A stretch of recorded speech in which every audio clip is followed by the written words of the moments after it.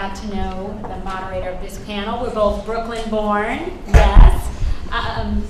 So Alan Katzman is going to be the moderator. The title of this panel is How Can We Think Outside of the Box Regarding Teaching and Spreading Digital Citizenship and Media Literacy. And Alan Katzman, as I mentioned, the moderator, he's a leading advocate and activist for teaching effective social media use at all educational levels. I mean, he focuses a lot on college students and beyond. He's going to be teaching, you mentioned, a class at the New York Times for college students and high school students about effective use and proper use for social media. He is CEO of Social Assurity and helps people harness social media to curate persuasive digital portraits that reflect one's true character and potential. So please welcome Alan, and Alan will introduce the panel. And we have some Can you take that microphone, and then we have some more microphones? Oh yeah, let me do that. Slack. Please. I know, it's the afternoon.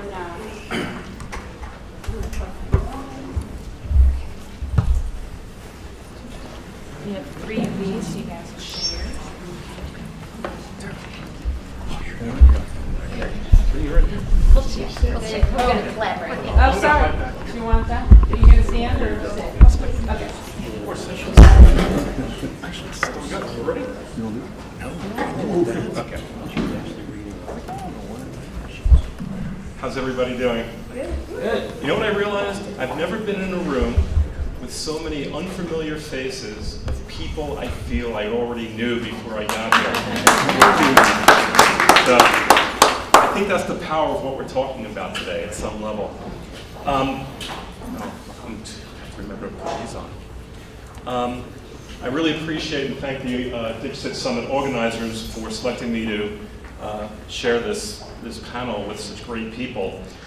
This panel has been tasked with exploring visionary educational practices and techniques surrounding DigCit and media literacy. And I had the benefit of meeting everybody online prior to this panel, and each member could easily use all of our time to discuss their own views, but even better, you'll be able to hear from each panelist and receive the benefit of their diverse perspectives and experiences. No doubt you're going to hear about emojis, virtual and augmented reality, student voice, which has been a great topic subject today, choice, humanity, and gamification. But most of all, you'll appreciate their ingenuity and their vision. We decided we're going to have more of a conversation, and we invite everybody in the audience to ask a question, at any point that you want. And to save time, I'm going to ask the panelists to introduce themselves as they join the conversation for the first time. So here we go. So how can we think outside the box regarding teaching and spreading digital citizenship and media literacy? And what exactly do the terms DigCit and media literacy mean to you? Erin won the prize. Let's start off with Erin Reilly. I'm Erin Reilly, and I'm the Managing Director and a Research Fellow at USC's Annenberg Innovation Lab down in Los Angeles. I'm also a board member of Namely, so we're really excited to be here today. A little bit about my background. My research is I study media literacy and the social and cultural norms in regards to emergent technology. So very much thinking about a sense of place, engagement, identity, and voice with regards to augmented reality, virtual reality. I do artificial intelligence, machine learning, emojis, things like that. So, answer the question. Which question? Any question you want. Okay, so I would say that key thing about digital citizenship right now is very much about the filtered bubble and the personal bubble. So we've heard today a little bit about how the Facebook, you like things that are related to your friends. You start creating this filtered community, and even one of the tweets that I think Nancy said earlier today is we often forget about, we don't want to listen to the other alternative views, that we're very much wanting to talk with other people that agree with you. And that's a very much filtered bubble approach that Eli Pariser started with, one internet activist way back when.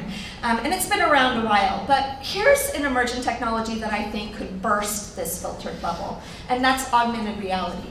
So the reason why I think this is because augmented reality can be a very much democratizing force. It can, I see it as virtual graffiti. And graffiti often is from underground. It's from actually being able to provide different points of view, being able to reveal things about a place that perhaps you don't know. So representation that's not getting in the commercial zones could actually be augmented on top of that space. So that's an example of bursting that filtered bubble. There's also the personal bubble, and I don't know if you've been following virtual reality this past week, but there was a game called Quiver that actually a woman talked about how she felt sexually harassed in the game. And the reason why is because virtual reality is very much an immersive reality. You know, you feel very much like it's part of your real life.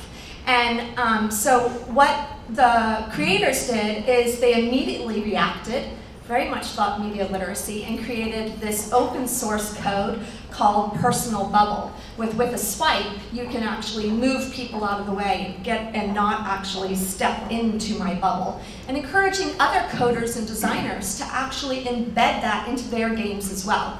And that's why I would say that if you followed it, Rafe Koster's game designer was talking about how this should have never happened, because this is the new emergent technology, but these questions, harassment, voice, identity, they've been questions going on since like I was doing MUDs back in the 90s.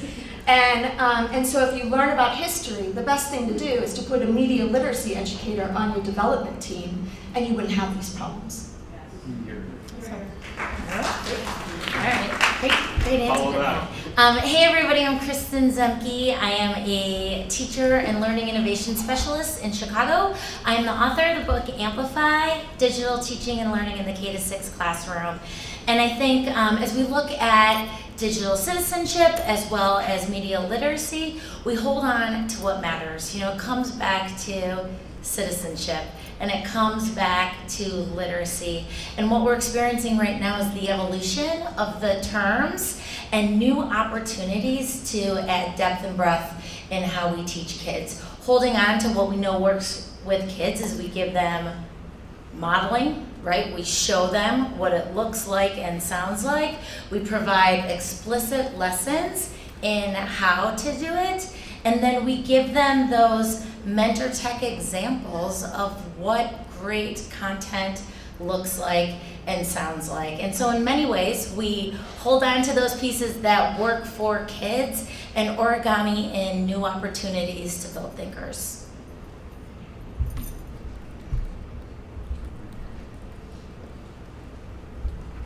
Hi, my name is Casper Pieters. I came from Melbourne, Australia. Quite a journey to get here, but I'm here.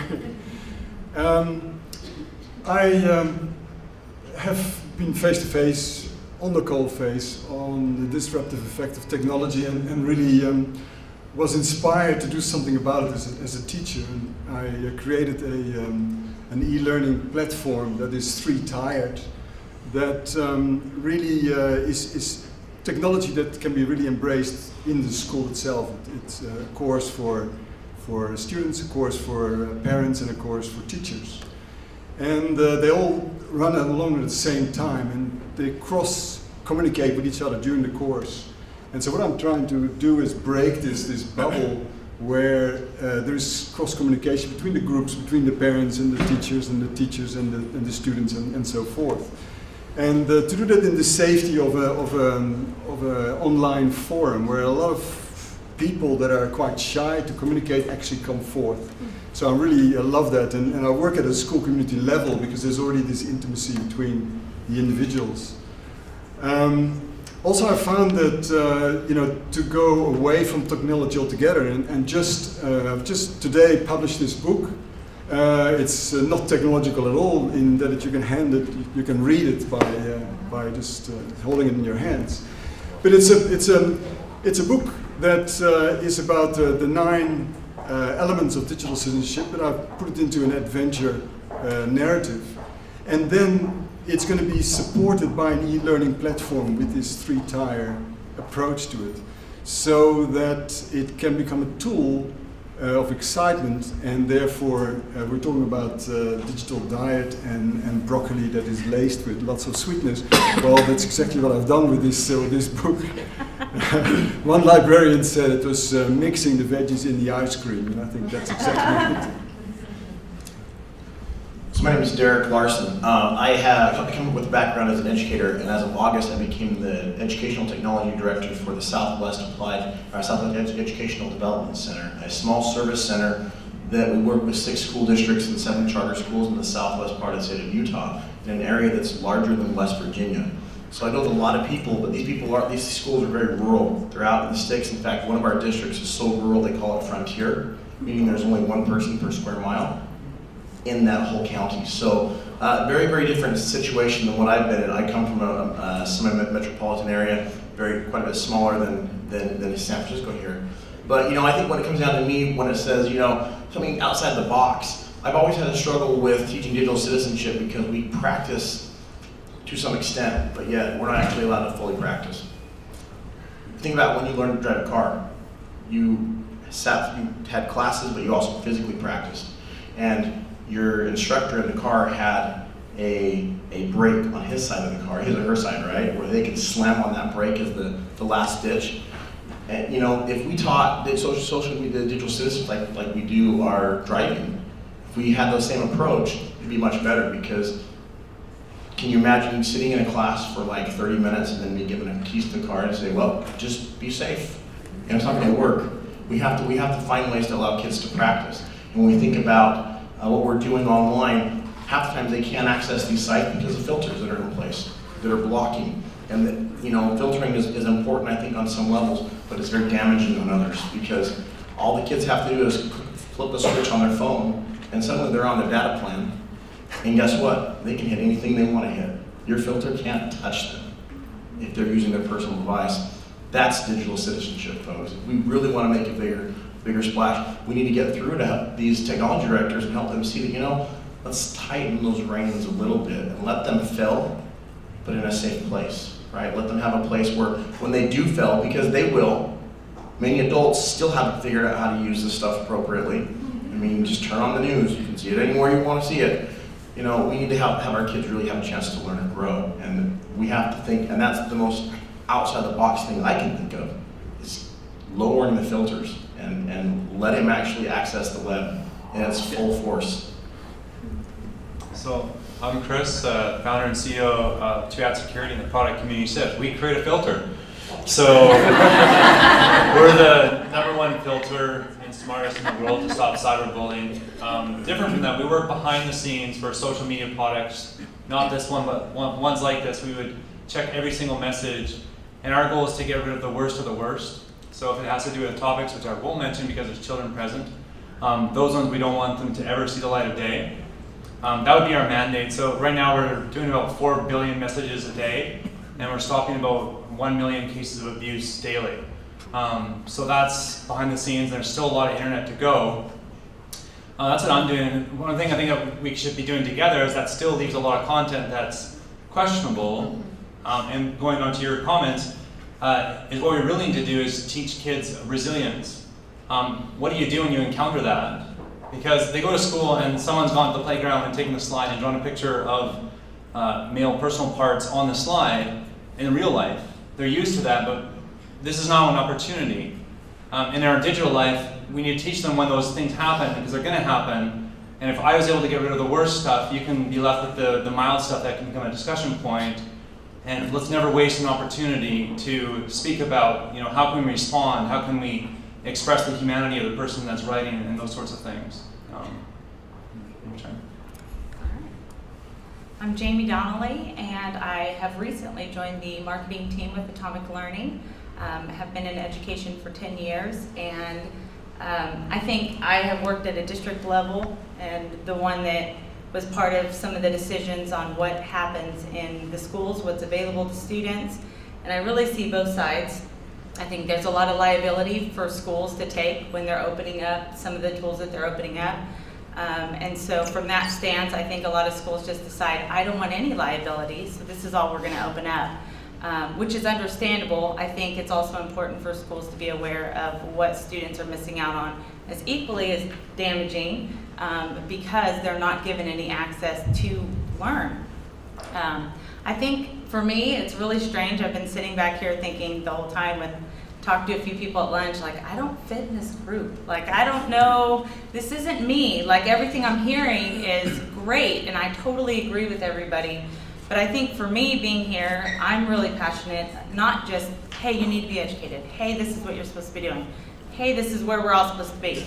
If only we can do this. I mean, I feel like, what if our kids wanted to learn that stuff? What if we provided an avenue for them to want to learn?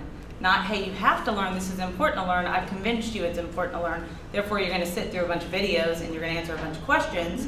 But what if it was a gaming, learning environment that made them want to learn how to use good digital citizenship? So I totally agree with everybody. I'm not gonna regurgitate anything that's already been said. I think a lot of things have been said. But I think from my stance, I really see that needs to be improved. Our kids need to learn the way they want to learn, not the way we learn. I just want to kind of comment on what you're saying, because I completely agree with you. Kids, if they want to learn, then they want to play, right? And the way we always saw it at New Media Literacies is we define play as the ability to experiment with your surroundings as a form of problem solving. You know, in a nutshell, it is learning because it's an acronym for participatory learning and you know, and that's play.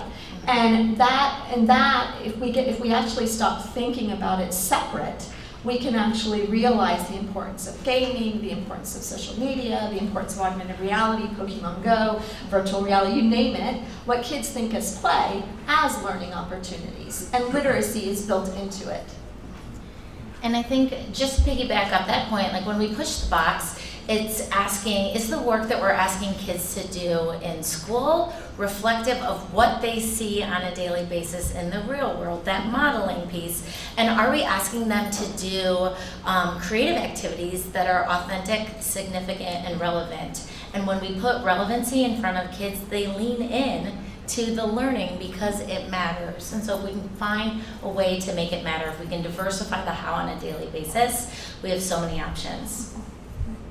Yeah, and the fact is that we just don't have an option. I mean, once the kids come out of school environment and they go into the work environment, they'll be facing all sorts of things that they should be learning in a school environment, so that they're prepared for that kind of circumstance. And I think also what's really, because we're thinking outside the box, is that with what Jason was alluding to as well, is we've got to think ahead as well, so we can preempt some of these things. You know, the technologies that are up ahead. The thing about technology is you can extrapolate into 5 years ahead or something, and then kind of have an idea of, okay, what are we going to be facing and how to deal with that. And I think as educators we really need to be in that space so that we can be a little bit ahead of the game and therefore be able to avoid a lot of the issues that may come if we don't do that kind of approach. Well, I think it's interesting. We're asked to think outside the box, and yet, do we actually have a box for media literacy? Do we have a box for digital citizenship? It's been pushed aside so often and so frequently, it's become an add-on. Like you're going through the buffet of educational aspects, and would you like a little side of DigCit? Would you like a little side of media literacy? You don't have to have a lot, just have a little bit. You know, and I think that's how this is such an important event, because Mary Alice and David had the idea to start this and say, what if we focused only on this idea? You know, I love that we have so many of us here, but frankly, there should be 10 times as many of us in this room. You know, we don't even have a box to break out of yet in regards to teaching digital citizenship and digital literacy. You know, it's something that we need to find a way. And I feel very proud to come from Utah, where we had the first laws basically set in place for digital citizenship and teaching. Michelle Linford, who's here from Epic Alliance, and her team there, they've done some amazing work that's really helped to, as we said already, lay the framework for some possible national legislature as well. And it's like, we need to have more and more of this. I'm surprised that we're 2016 and we're just now getting this set up. We are failing as a country and failing as a world, because this is not a US-centric thing. You know, I love the fact that our Irish friends here mentioned about they have a minister now over this, and this is so important. But why is it now 2016 and we're just now doing this? This is ridiculous, and it's something that shows that we all as a society are very backwards. And so I think we almost need to worry about, let's create the box, let's make it work a little bit, and then we can break the heck out of it, because we can't break out of what we don't have. Yeah. I'm going to pick up on that slightly. It's great points. Is the problem perhaps that some of our teachers aren't digitally literate? Like, maybe if they were fully digitally literate, as opposed to their first default being, hey, can you write an essay on a piece of paper? It'd be, could you express this as a new video? Could you do a new art form? But maybe they're too afraid. Maybe we also need to invest in training our teachers so that they're actually up to speed and they can do some of these new creative ways. I just want to say I don't want a box. Yeah. You know, and I bet your kids don't want a box either. You know, because when you think about where media literacy is happening, it shouldn't just happen in schools, though we want it to be. It should be happening everywhere, right? And this is where it fosters the notion of a digital media and learning field. We thought of it as connected learning.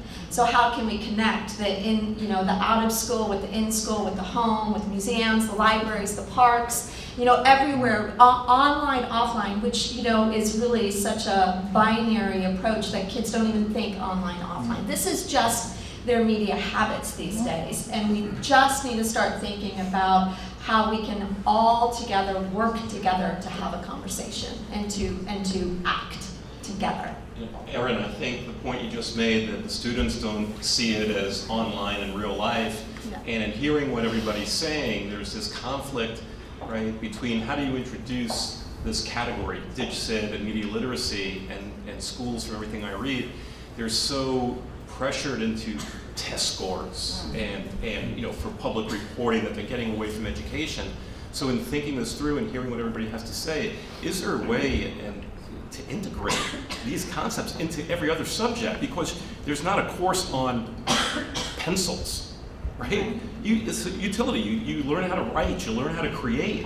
So is there a way, any ideas on just how to wrap this all together into all the other topics that we have to educate? Well, I mean, media literacy is actually reading and writing. So you can look at a lot of research and projects that have been developed over the past 10, 20, 30 years in regards to building upon print literacy, building upon pencil. This is the new pencil for right now, but this is the new pencil now. This is just one platform, right? And this platform will disappear as soon as Magic Leap gets off the lawsuits, and augmented reality becomes the new writing, or emojis and visual literacy become the new writing. So what we need to do is we need to start integrating across all the subjects like you're talking about. You can look at Reading in a Participatory Culture. It's a book where we actually applied media literacy to taking it with Moby Dick. If you can figure out media literacy in Moby Dick, I think you can figure it out in any book, in my opinion. Yeah, and I think that's absolutely right. We can't judge a story by the chapter we walk in on. Right? Like, we're here right now and we have an awareness for this piece, and so we're talking about it more, but it does go back to reading and writing. And so now with the piece of media literacy, we're helping kids get a name for it. You see what you did when you just watched that 2-minute video? You read that video closely. What you need to do next is probably pause the video, annotate your thinking on a clipboard, just like you would with a read aloud. Turn and talk with your think partner, and then go back and reread that video and watch it again. That's the language of new literacy, and that's how we bring it into every subject. We can now use images, graphics, videos as a way to deepen comprehension and to give kids new tools. They know that there's technology out there, that we just haven't taught them how to use these tools for thinking. And that's where I think the biggest opportunity, whether it be VR, AR, or whatnot, there's lots of entry points for kids. That connects beautifully with multiple intelligence theory. That's multimodal everything, yeah. So I have two thoughts I'm going to add. First off, I do agree that the tablets and the whatnot are becoming the new devices. However, let's not forget that pencils and paper does still have a place. Oh, yes. Shout out to my analog friends, Brad Dowdy, Mike Hurley. They have a podcast called the Pen Addict Podcast. Yes, I'm that kind of a nerd. I listen to a podcast about pens. and I have fountain pens. I'm that kind of a nerd, but I'm also the tech nerd. I get it, you know. But here's the deal. You know, we have to allow that thing about that student voice, but there's also a thing called student choice. In my classroom, I let my kids do projects based on what they chose, and some chose the poster board and the markers, and others grabbed the iPads or the Chromebooks, and I didn't care. Because, and I get told, well, you can't share that analog stuff. I can take a picture and tweet it out, just like you can tweet out a link to what you wrote. So let's not forget that piece, you know, especially the paper book. This is technology. I love this paper. Thank you very much. You know, but we just have to make sure that we're careful, you know, and go back to what you said. I think part of this does rest with the teacher training programs. You know, if teachers came out of schools ready to go, I think that would be better. Now, I'm not going to bag on them because it actually starts also in the K-12 program. And how does it start? As teachers letting their kids become digital citizens and truly become a digital citizen. And then at that point, guess what? We can get rid of that digital part and just call them citizens like they need to be. We need to start, quit adding these little acronyms like the 21st century skills. Guess what, folks? We're in the 21st century. We're 16 years in, almost 17 years in. Let's just call them work skills. Let's get rid of that 21st century thing. It's a work skill. And digital citizenship, drop the digital. Let's just be good citizens, online and offline both. I was just going to say about the teacher PD part of it, that's something that I've done for a while now, and going and sharing with different teachers and different topics, different ed tech topics that are kind of trending, super passionate about a lot of different things, and going out and sharing with them. I think the way that we do PD is very important, and some of the resources that we have for teachers, you know, what is going to draw them in to want to learn, because I mean, we've all sat through bloodborne pathogens as teachers like a million times, and most of us have like a cheat sheet that we just like check off and shoot, I'm streaming live. But you know what? The truth is, the way that we engage our teachers, the way that we engage our students has got to change, and that information is not going to really solidify. It's not going to be retained unless we approach it in a very innovative way. And I think the way that they want to learn is very hands-on, is very engaged, very, you know, let's try it, let's do it. I've had a chance to go out and present and use Periscope and have them do Twitter chats and have them participate in Blab or whatever it might be. But while we're using those tools, they need somebody there to support them and to use them. Just showing them a video and asking them to get it is not enough. We need different training for our teachers, and we need different training for our students. So just going on that really quick, about 5 years ago, I follow a lot of teachers on Twitter, still to this day. And about 5 years ago, one teacher posed, I wonder what my PD would look like if it was designed by my students. So that's what we did. We literally, as a research lab, we turned around and got students to design the professional development for teachers. And it was a real shift in the way not only the students saw their teachers as real people, but also the teachers were like, oh my gosh, look at how much they know. And this really became kind of a designing with and a conversation of instead of for one or the other. It's beautiful. I was involved in the early research of a science documentary called Redesign Your Brain. It all draws from the latest research in neurology and the likes and how to reflect in education. But one of the things that came out of it, and probably a lot of people in the room know this, is that once kids are interested in something, their level of absorption in learning goes up through the roof. And it makes sense. I mean, it makes perfect sense. But scientists always take a little while to prove things that are making sense. But this is where we want to be. And I think technology has all the possibilities of creating that excitement in learning that is so important for kids of this, and I won't say 21st century, but kids at this day and age to be enthralled by, to be excited, to want to go to school, to want to interact, to collaborate, not just in the school but with other schools around in different parts of the world, etc. The possibilities are endless, and I think that can really generate excitement. And I think if the teachers can harbor that kind of excitement by getting enthusiastic themselves and utilizing these technologies, hey, we're in a real learning curve there. I want to paint a small picture of kind of where we are now. If you think we're in California, right? It used to be that you come to California and there's gold and small little towns and little things rolling through the streets and cowboy towns. And it was dangerous because you had this little tiny mindless civilization, which is playing with the word citizen and civilization. And it was people would walk into town and start shooting people randomly, and it was just kind of dangerous, and we got scared. But now you fast forward, and now you look around, and there's all these beautiful buildings and technology and advancements and all these things, and we can achieve amazing heights as we build a civilization and citizens inside that civilization. Once we get our infrastructure in place, and today we're building on the infrastructure, we're building towards tomorrow, and it's like we're the people that founded the town, and we never knew there was a town before, and we struggled through all that pain.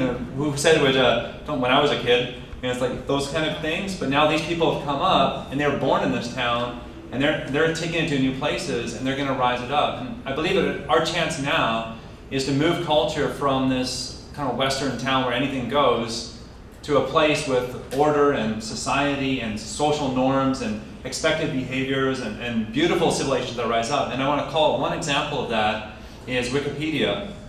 Wikipedia, 20 years ago, when I was in school, I was like, don't even quote it. It's a terrible source. It's so on whatever. But now they've proven everyone wrong, and it's completely human-driven and audience-driven, and yet they're able to make it work. It's very rarely ever wrong and toxic and trolling. It's a beautiful, beautiful example of how we could build a civilization when given the right infrastructure and tools and social norms. So that's a really good example because it fosters collective intelligence, right? And I think it goes to that media literacy now is not just about individual involvement, individual expression, but community involvement. And with that, it makes us, I've heard a couple of times today about how actually with community involvement can we start removing this, or stop thinking about this as the only way we think about media literacy. And I was talking with Diana at lunch about this notion of a slow play movement.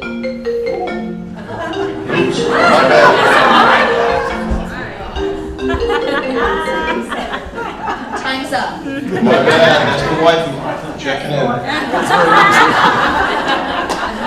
She's gonna love that she had no parents. I'm so in trouble. Back to social norms. I just fell flat in Twitter. Awesome. Yeah, we've had tech happen today and phones ringing, we're all kind of used to it now, right? I mean, what's great though is that this is creating social connection, us laughing together, us being in the same room. It's probably a very different experience than the periscoping or the people that are watching from away. Yes, they're having a connection, but they're not having kind of these intimate discussions. And so that is something that I think as we move, think outside the box and where this can go, is how can the media that we write next be actually in our physical spaces and really kind of shape that this disappears. It's still there, it disappears, but it's actually kind of just pushing us closer to each other. And I think just the opportunity to use the tools that we have, whatever it be, it's about adding tools, not taking away, to your point. Paper is still really powerful. But it's looking at how do we know other people's stories? How can we connect to others? Like we said, we came into a room and didn't recognize so many people that we already know. Like we know each other. And I think the question is, do our kids have that same type of network? Have we crafted the conditions for kids to build their own student learning network? We have our PLNs, they need that too. And I think if we can start there, then anything's possible. I was just going to say, I think one of the things that I share with anybody that will listen will be this opportunity for our students to learn digital citizenship through a virtual world. And given opportunity that they may start off pretty limited, but earning rights and privileges as they go on to open up worlds where they're connected to more than maybe just their classroom, maybe the district, and then maybe their state, maybe the world. And so being able to interact, engage, play, and have this opportunity to connect globally.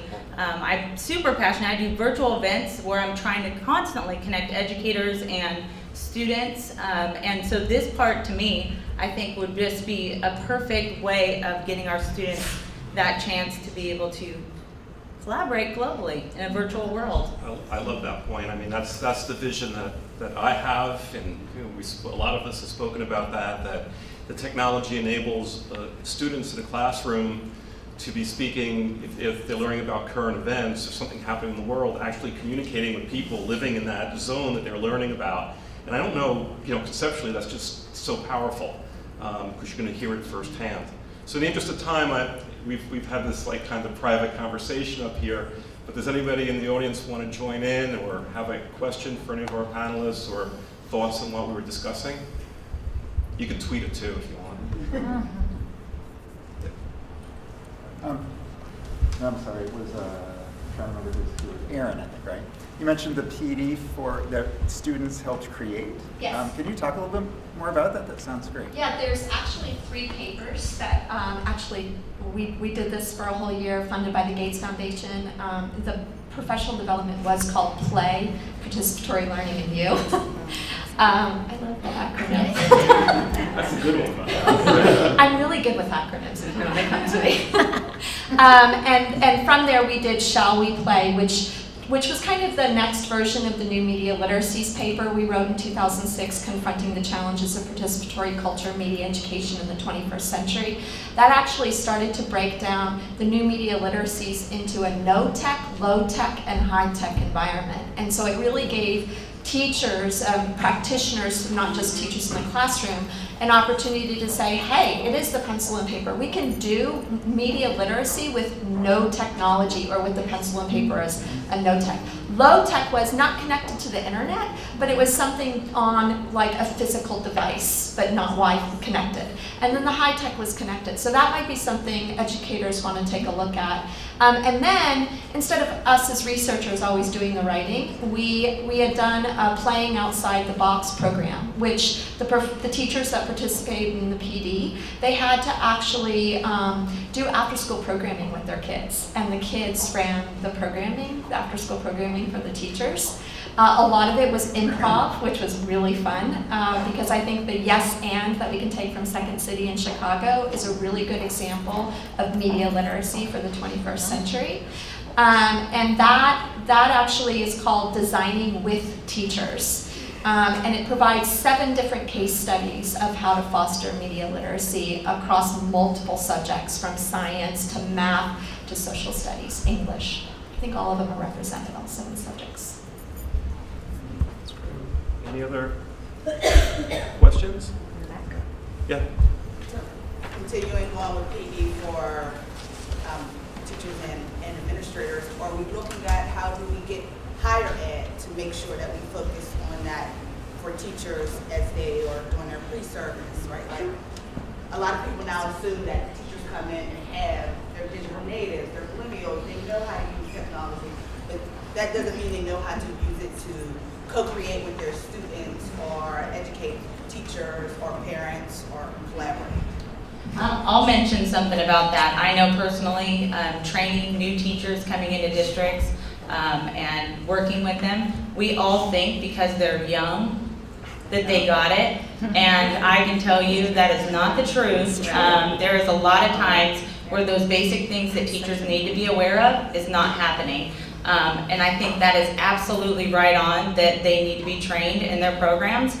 I think it's more than that. I think because if we develop our students as they're going through education to be aware of these tools and how to use them wisely, when they get to college and they go into their teacher ed programs, then they're prepared because they've been using it themselves as students. So it's a development from the top all the way down to the bottom and back up. It just should cycle back through where we're constantly. That's a great question. I'm going to add to that as well, because I think part of that, you mentioned about the yes and that whole idea behind improv. It's amazing how many teachers don't have that idea. You don't have to be digitally literate and super techie to be able to say, you know what, I don't know, but let's try it. I tell my kids daily, I would tell them, you're guinea pigs for all the crazy wild things I'm going to try, and guess what? I'm going to flop on the ground left and right. You all saw me flop today. That was my regular class for me, and the kids just saw, great, let's do it. Oh, didn't work. That's okay, Mr. Larson. We'll try it again later. And that's a powerful thing. But the teachers that are scared, I know of students. There's one in this room who he doesn't get to use the tech at school. you know, and yet, guess what? He's so powerful and he's so able to do it, but his teachers are scared. And so I think what we need to do even more than saying graduate being digitally literate, but also say graduate being open-minded. And be willing to try and fail and get back up, try it again, fail again, and repeat, rinse and repeat over and over until guess what? You're gonna have a whole building, a whole nation, a whole world full of learners who want to continually learn to learn. Preach it. It's so interesting, and I think the question is great because something that I run into all the time in my practice is teachers who are kind of intimidated because the students seem to be living and breathing, and somehow the fact that they're users, they understand it, and they're savvy, which we've heard before the word savvy, but they're abusers. If there's no learning, if there's no value add, right, then they're just abusing it. They're not maximizing it. They're not optimizing it. They're not leveraging it. So everything Derek said and some of the panel just makes so much sense. I think just to continue on that, as I was listening to this, I really want to acknowledge the young people. I love that the summit started with young people, and it's very appropriate. I think we're here for the young people to shape some sort of world that includes the technology, but to make it a responsible world. But I think it's really important that we listen to the young people. It's an extraordinary thing that young people have this creative ability to come out of left field that we as adults have completely ignored. And a good example of that is a completely different, but there was a conversation going on in a room such as this with lots of young kids, and the discussion was, why do fat people get more heart attacks than people that are thin? And the conversation rolled on, and then one of the kids in the audience said, well, why don't whales get heart attacks? And this expert in his field went, that was a bit left. So he researched it, and he actually found through other research that there is this particular enzyme in the blood of whales that fights the whale getting heart attacks. And they were able to use that then in medical applications. Hey, that was listening to a kid, and I think the importance and the emphasis given on kids here in this summit, I think, is commendable and is the right way to go. I have a question. Unfortunately, I had to miss some of your presentation. Can we get copies of the PowerPoint presentation? Oh, that's right, it was filmed. Never mind. My question, though, is how many times have you all had students teach the classes for digital? You guys talked about that? I wasn't here. It's a great idea. I think daily, right? I think like so much of what we're talking about here is really just about a mindset shift. How do we move from a place where there's one teacher and 33 students to 34 teachers and 34 learners on any given day? And if we can do that, then we get that feedback loop that fuels more thinking. And so it becomes that organism of thinking. And if we can teach kids to think, they'll handle whatever curriculum.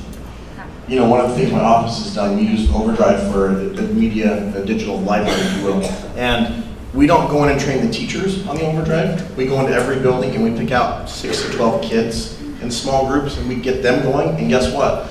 They're getting all their teachers left and right. And we're having, like you said, these very rural schools, we're having up to like 5,000 checkouts a month, which is just ridiculous. Our numbers, the Overdrive company, they're shocked. Like, how are you doing this? And we're like, I don't know, our kids like to read. I don't know what else to tell you. And who doesn't like that? I mean, literacy, let's go. So it's a matter of finding the kids and having them really push it. I was going to say, in my situation, I think having a team environment in your classroom is important. It's not about Jaime up there as the teacher. It's about us working together, building one another up, recognizing that there's differences and how important those differences are to be in that group. And I think if our teachers are not recognizing that they need to lead the front and go to the back and start facilitating, then they're really missing the mark. And we're going to end on that note because that's the thought that we should walk away with.